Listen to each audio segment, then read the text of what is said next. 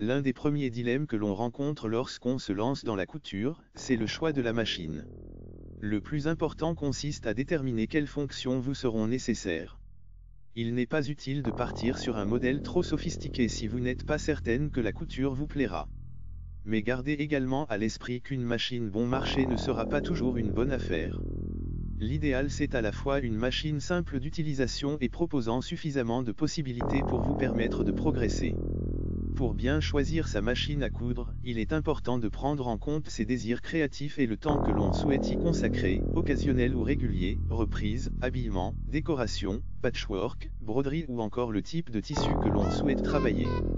Vos projets vous guideront dans le choix de votre machine à coudre. Quel que soit le budget que l'on souhaite investir ou l'usage que l'on attend de sa machine à coudre, elle doit proposer les points de couture de base, points droits, points zigzag et boutonnières, de préférence automatique en un temps, à défaut en 4 temps.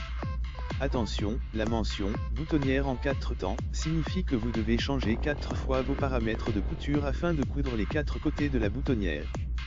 Sur une chemise, cela peut être fastidieux. Le point pour couture stretch, ou élastique, s'avère utile pour travailler les tissus extensibles comme le jersey par exemple.